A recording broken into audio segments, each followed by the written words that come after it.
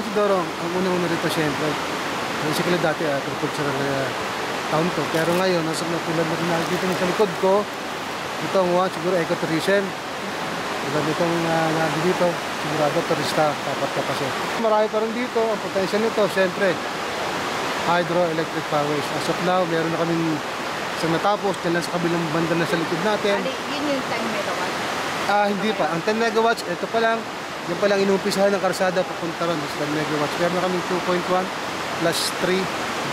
Malapit na rin matapos sa Ulig San Isidoro. Meron kaming 14 falls. 14 falls. And probably, marami pang hindi na-discover. Yun lang ulam. According sa mga malalapit dito, pero yung iba sa kabundukan, galing sa mga native natin. So pwede din mag-trekking? Yes, actually yes. Meron pa kaming pinag-prepare dito, yung Aras Cave, Good Falls. Cave. Kasi may falls sa loob ng cave. May napanggit kayo kanina parang hot spring? Yes, may hot spring to dito sa may boundary ng San Isidoro at Villaflor. Malapit lang sa Tarsada. Malapit lang sa dagat, malapit lang sa inlet. Dito lang. Kaya may potential. Kaya lang sobra sa tingin ko, pwede rin. Kasi yung by the beach, yung mainit din yun natural beach. Gusto ng dagat, talagang lubog mo yung paa mo, mainit pa rin ka sa loob. Doon sa beach mismo? Doon sa mismo sa beach. Mga kabayan sa Mindoro, sa Oriental Mindoro, Magdisa Occidental. At siyempre, kahit mga taga Manila, kung mga taga probinsya, nasa pagmalaki, hindi pa nga lang kami ganong mag-umpisa pa lang, pero ang San Isidoro, sinisigurado ko isang pagmamalaking bayan dahil maraming potential sa turismo.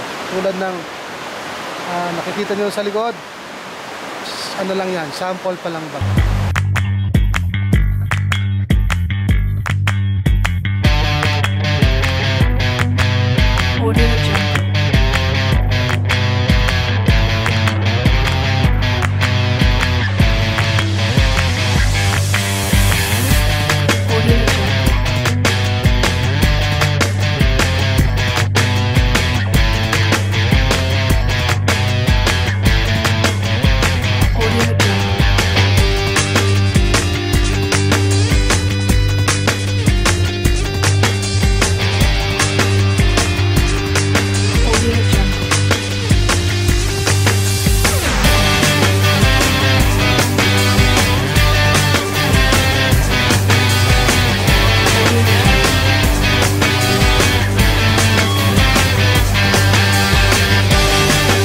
White River Kayaking.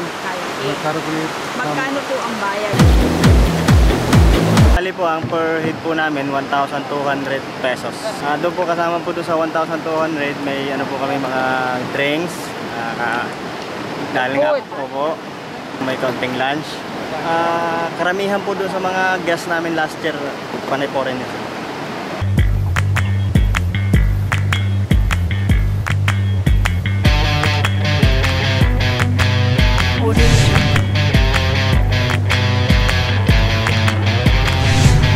Of course, we're thankful with Governor Boy Umali and of course Congressman Ari Umali kasi they are giving their full support sa us. Sa San Isidoro, tulad nga nito ngayon lang nangyari, may mga big wigs tulad ng mga Lopeses, ng ABS7 Foundation, pupunta sa rito at handang tumulong sa amin. Actually, last week siguro, si Ms. Gina Lopez nagpunta rito at nakita niya rito, imagine na bigla kami kasi mayroon siyang pangako mag-donate siya ng isang classroom for the Mangyans dito.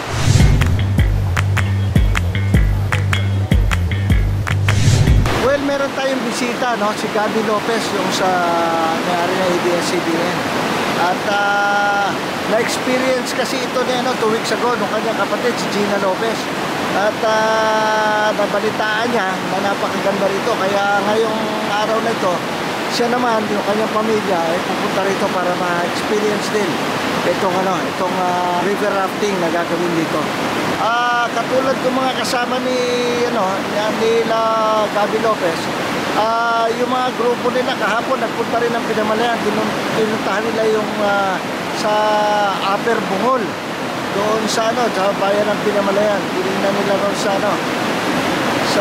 yung lugar naman na yun, at tinignan yung mga white sand areas doon. At nakita na galing sila sa Bulaklak Resort naman.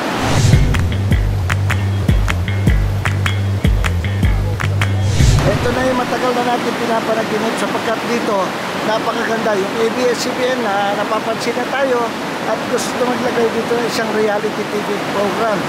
So, maganda ito para sa Mindoro.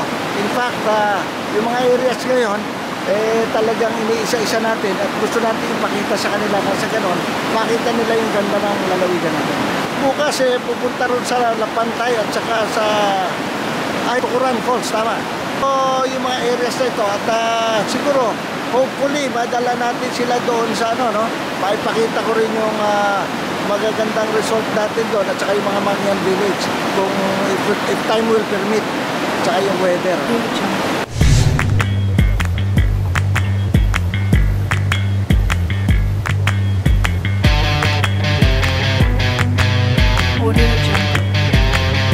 Programa yung national government. In fact, yung mga national roads ngayon ay kasama na doon sa 5-year maintenance, long-term maintenance ng DPWH. Kaya ngayon, yung mga roads leading to tourism, mga peripherals na, yan ang mga ginagawa natin ngayon. Yan ang pinaplano natin. At isa ito, yung mga areas ng roads leading to tourism destination. Yan ang mga tinitingnan natin. Kaya, ini-explore natin lahat ito.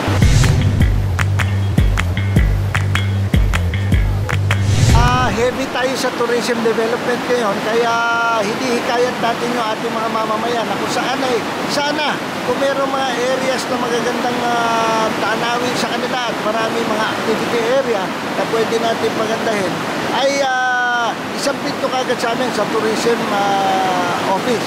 Nang sa ganon, mapag-aralan natin at magawa natin ang pamamaraan ng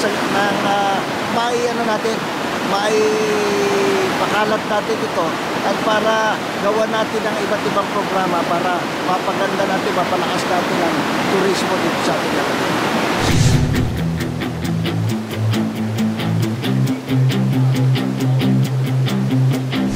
Audio Jungle.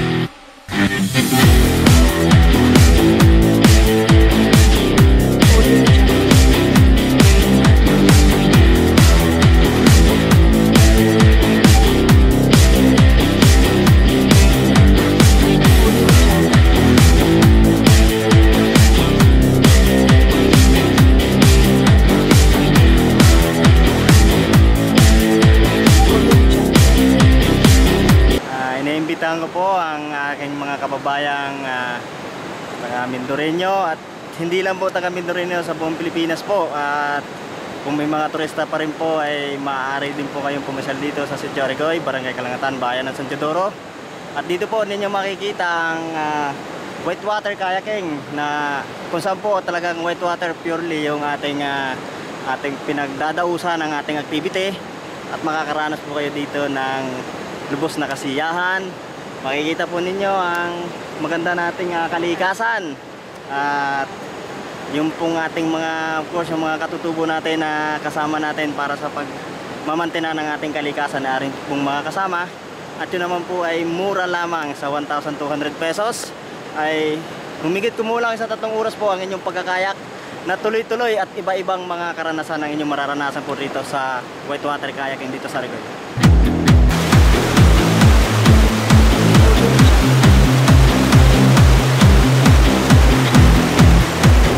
Yung mga kababayan natin, maging nandito o nasa labas ng Mindoro, at yung mga hindi taga Mindoro, tingnan nyo, see for yourself, ano yung sinasabi namin Natural. na napakaganda ng Oriental Mindoro. Kailangan makita nyo para kayo mismo magsabi, hindi kami. So inaayayaan namin lahat kayo na makita ito at puntahan, bisitahin nyo.